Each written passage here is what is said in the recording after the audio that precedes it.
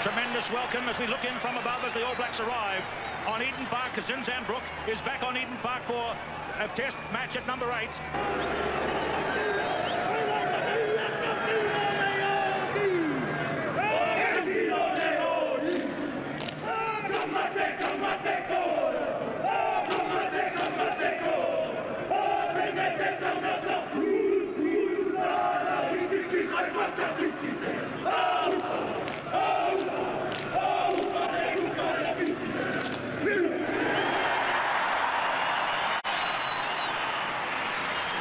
Well, the support is there for the New Zealand team this afternoon as they get set to play this game. John Hart, former All Black coach, will think great conditions to play. You couldn't get better, Keith. There's hardly any wind. Look at the track. Both teams should be able to move the ball. You could see a high-scoring game today. If both teams, I'm sure, will take a positive attitude. But I would say look for a very fiery start today. And here's the man who will have control of it today, equaling the world record for the most test matches refereed from Swansea in Wales, Derek Bevan. And here's one of the brilliant Frenchmen. Can they win 2 tests in New Zealand? Abdul Benazi, and here's Olivier Roumat.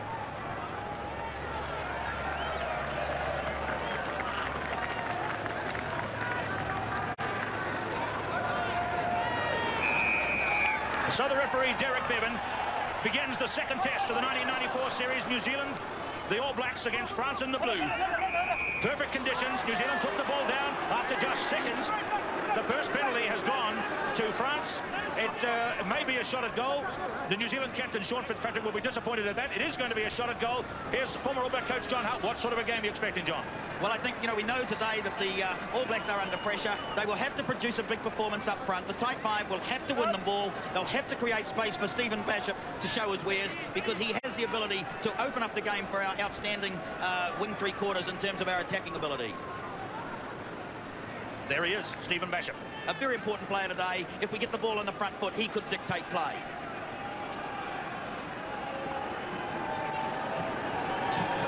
Thierry Lacroix, after just a minute of time, a chance to put France into the early lead.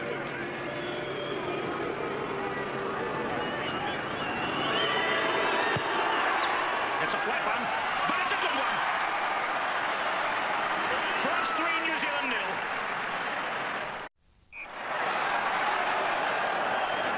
There's the kickoff after that shock early penalty to the French referee Bevan. New Zealanders are hoping he'll referee it slightly differently than he did last week in France, in Christchurch when France won. Guy Kosovari is the French scrum half.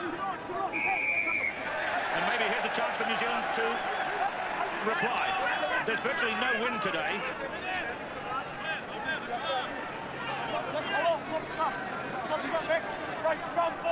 He's thrown the penalty here against Benazesh. He's claimed that he's taken the scrum down, and a lot of pressure in that scrum.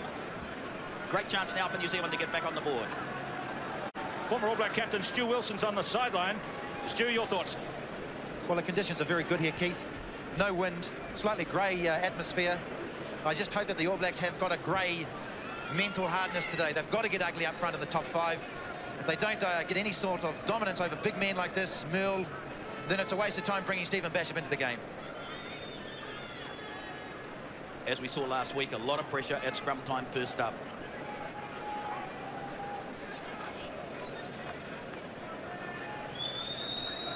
Matthew Cooper 1 from 5 last week. Has it got the legs? It has!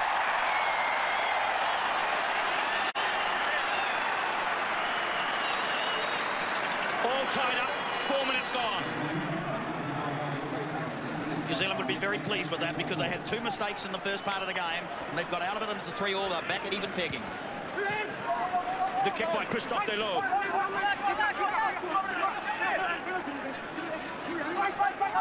There's Mike Brewer, who it was reported was in hospital last night with an abscess on his foot, but has come into the game, apparently okay. Bishop passes his first ball. Cooper kicks. Into Matt going back. Great play from the All Blacks, and that's the tactics they're going to need today. They've used the second 5/8 to kick. Good ball from the ruck, and Cooper's kicked it deep into territory. Great start for the All Blacks. So let's see how they go at line-out time. Stephen Bishop looked assured there at his first catch and pass of the ball. Larson jumping at the front against Laurent Benazesh and Olivier Merle. Then Ian Jones. Gonzalez throws. France tap it. Sadourney, the fullback, 5 metres out.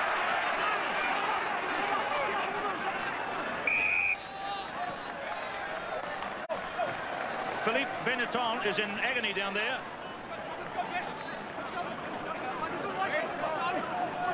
So Philippe Benetton down there and not looking at all happy. I didn't see how that happened, John. No, the French tapped the ball back at line-out time, Keith, and it got very rough as they came through, and I think Benetton may have taken something as they came through. So there's Philippe Sadourney. Let's look at this again. The man who watches number 8.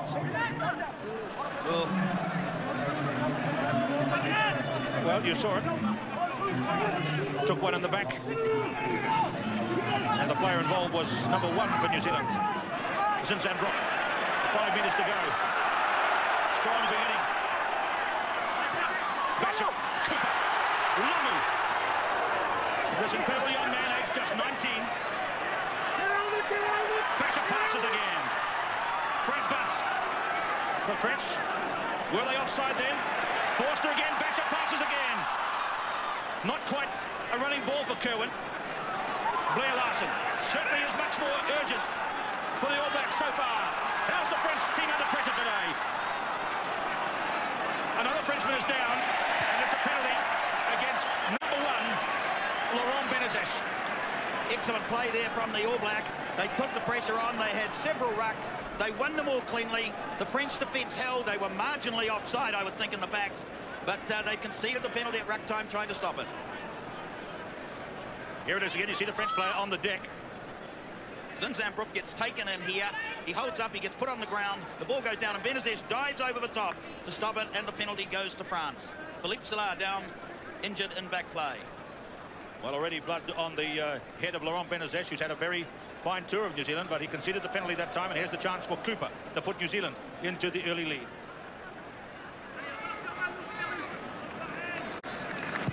Cooper. He's missed it. He deflected off the post.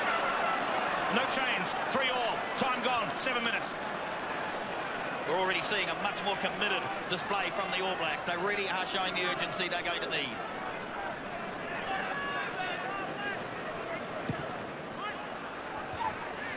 Kick deep to Zinzanbrook.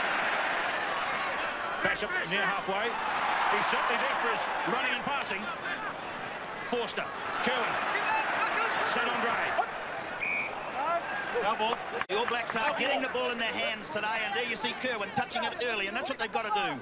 Get the ball in their hands and take the game to the Frenchmen, who really don't like it at them.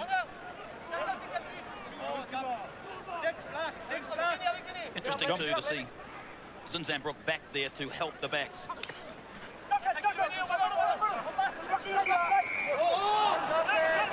Hands in there, penalty for France.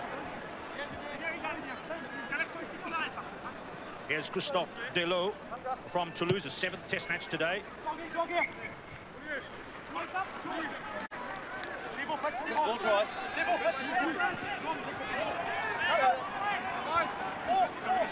Frank Bunce in the centres, the try scorer for the All Blacks last week.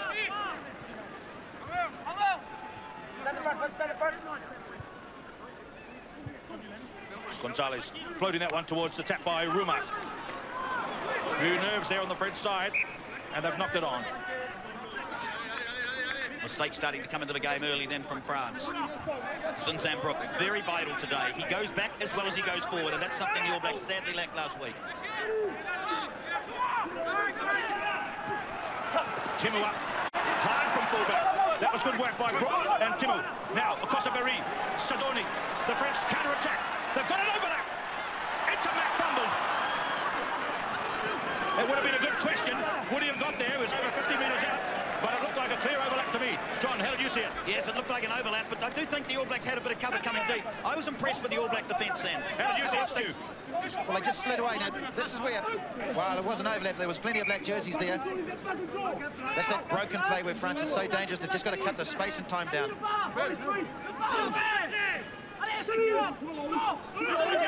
Wasn't quite controlled by Brook, but Lamu gets through. Caught by Benazir.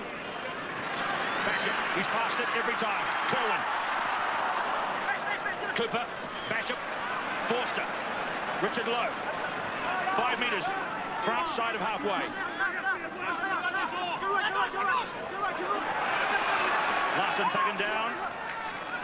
Forster. Brewer. Olo Brown, Forster. Look at this passing of the ball. Straight out to Timu. New Zealand maintaining possession. How many phases has this been? And it's a penalty for New Zealand. The French players were up ahead of the hindmost foot.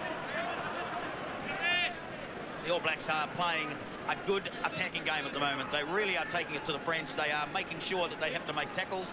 They are switching play. The forwards are getting to play, and Basham already is using the cutout pass to effect. Good variation too, John. You know, using John Timu on the short side, getting John Curran involved, bringing in Jonah Lomu outside first 5'8". Everyone's getting involved. There seems to be a lot more urgency in this playing 15 today. The big thing too, I think, Stu, with the urgency is the ball control. Today we are seeing them setting it up at the time of the tackle.